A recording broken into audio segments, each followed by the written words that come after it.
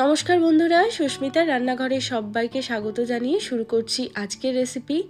আজকে নিয়ে চলে এসেছি চিংড়ি মাছের মালাইকারি। তবে আজকে চিংড়ি মাছের মালাইকারি বানাবো নারকেলের দুধ ছাড়া। নারকেলের দুধ ছাড়া কীভাবে চিংড়ি মাছের মালাইকারি বাড়িতে ভীষণ সহজে বানাবে সেই রেসিপিটাই করে দেখাবো।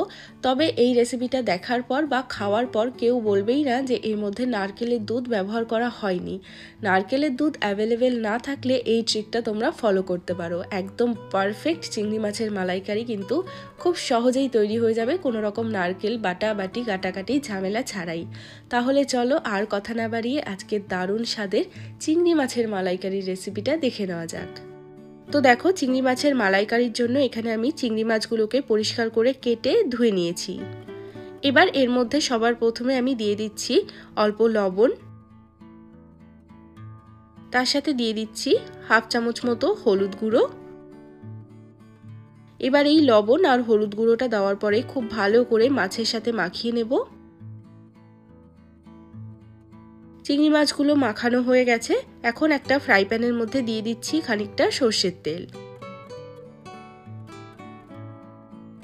তেলটা ভালো করে গরম হয়ে গেছে। এখন আমি এর মধ্যে চিংড়ি মাছগুলো দিয়ে দিচ্ছি।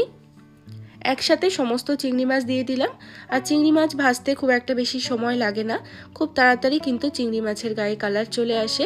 আর বেশি ভাজলে চিংড়ি মাছ কিন্তু শক্ত হয়ে যায়, তো সেক্ষেত্রে চিংড়ি মাছটা বেশি ভাজার প্রয়োজন নেই। এরকম সুন্দর কালার চলে আসলেই কিন্তু হয়ে যাবে। তো চিংড়ি মাছগুলো এক পাশে ভালো কালার চলে এসেছে, আমি চিংড়ি মাছগুলোকে উল্টে দিচ্ছি। তো দুপাশেই এরকম লাল করে মাছগুলোকে ভেজে নেব। তো এখানে দেখো আমাদের চিংড়ি মাছ কিন্তু ভাজা হয়ে গেছে। আর এই চিংড়ি মাছটা ভাজতে একদমই সময় লাগে না, 2-3 মিনিট মতো ভেজে নিলেই কিন্তু যথেষ্ট।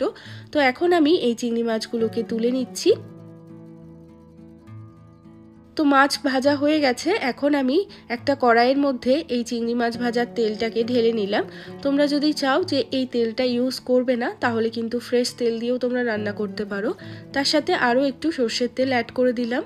এবার এর মধ্যে আমি ফোড়ন দিয়ে দিচ্ছি গোটা গরম মশলা, যেমন নিয়েছি দারচিনি আর এলাচ, আর তার সাথে দিয়ে দিলাম 2টো তেজপাতা। ফোড়নটা একটু নেড়েচেড়ে নিয়ে এবার এর মধ্যে আমি দিয়ে দিচ্ছি পেঁয়াজ কুচি।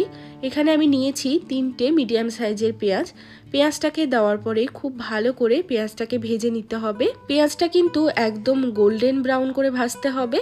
আর পেঁয়াজটা কিন্তু ভাজার সময় একটু খেয়াল রাখতে হবে যাতে পেঁয়াজটা পুড়ে না যায়। তো দেখো, এখানে আমাদের পেঁয়াজ ভাজা হয়ে গেছে। আর পেঁয়াজটা কিন্তু একদম গোল্ডেন ব্রাউন করেই ভাজতে হবে। তো পেঁয়াজ ভাজা হয়ে যাওয়ার পর এবার এর মধ্যে আমি অ্যাড করে দিচ্ছি আদা রসুন বাটা। এখানে আমি 1 টেবিল চামচ মতো আদা রসুন বাটা দিয়ে দিলাম। এবার এই আদা রসুনটা দেওয়ার পরেও 2-3 মিনিট মতো ভেজে নেব।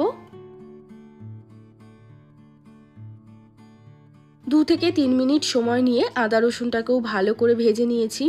এখন এর মধ্যে আমি অ্যাড করে দিচ্ছি টমেটো বাটা। আমি এখানে একটা বেশ বড় সাইজের টমেটো মিক্সিতে বেটে নিয়েছি।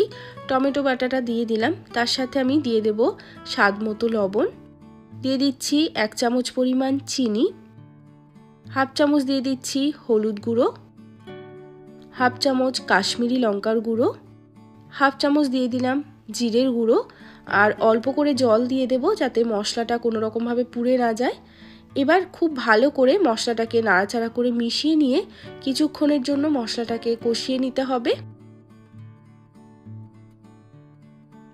তো এখানে দেখো আমাদের মশলাটা খুব ভালোভাবে কষে গেছে আর মশলার থেকে চারিপাশে তেলও ছাড়তে শুরু করে দিয়েছে।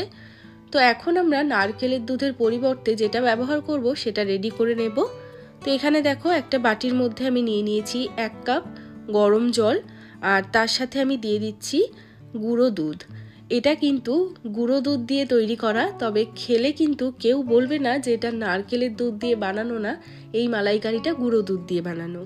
এখানে আমি নিয়েছি 4 টেবিল চামচ গুঁড়ো দুধ। এবার এই গুঁড়ো দুধটাকে খুব ভালো করে মিশিয়ে নেব।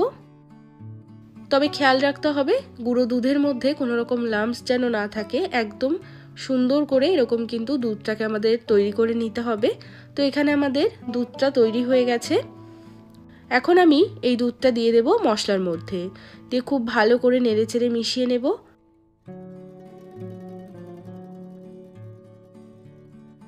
এবার এর মধ্যে আমি দিয়ে দিচ্ছি ভেজে রাখা চিংড়ি মাছ।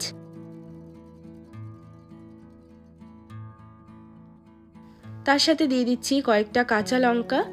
তোমরা অনেকেই আমাকে কমেন্ট করে জানতে চাও যে আমি রান্নার সময় যে জিনিসপত্রগুলো ব্যবহার করি সেই জিনিসগুলো কোথা থেকে কিনি। আমি সেগুলো বেশিরভাগ অনলাইন থেকেই কিনি, আর সমস্ত প্রোডাক্টের লিঙ্ক ডেসক্রিপশন বক্সেই দেওয়া রয়েছে, চাইলে তোমরা সেখানে গিয়ে চেক করে নিতে পারো।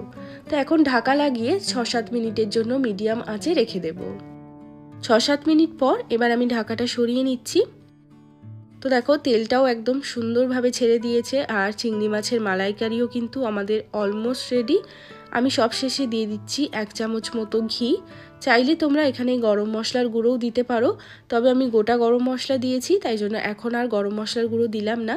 তো এখন আমি ঘিটা দেওয়ার পরে খুব ভালো করে একবার নেড়ে ছেড়ে মিশিয়ে নিচ্ছি, তারপর গ্যাসটাকে অফ করে দেব। তৈরি হয়ে গেল আমাদের ভীষণ সহজ আর দারুণ টেস্টি চিংড়ি মাছের মালাইকারি। এইভাবে তোমরা অবশ্যই একবার চিংড়ি মাছের মালাইকারি বানিয়ে দেখবে, খেতে কিন্তু কোনো রকম তফাৎ পাবে না। যে নারকেলের দুধ দিয়ে কেমন লাগে খেতে এবং এই দুধ দিয়ে কেমন লাগে খেতে, এটা একদম একই রকম খেতে হয়। অবশ্যই ট্রাই করে দেখবে, বানানো ভীষণ সহজ, আর কোনো রকম কাটাকাটি বাটাবাটির কোনো ঝামেলাই নেই। কোনো কিচ্ছু ঝামেলা ছাড়াই কিন্তু তোমরা চিংড়ি মাছের মালাইকারি বানিয়ে ফেলতে পারবে। অবশ্যই ট্রাই করবে, আর যদি তোমরা ট্রাই করো আমাকে কিন্তু কমেন্ট করে জানাবে কেমন লেগেছে।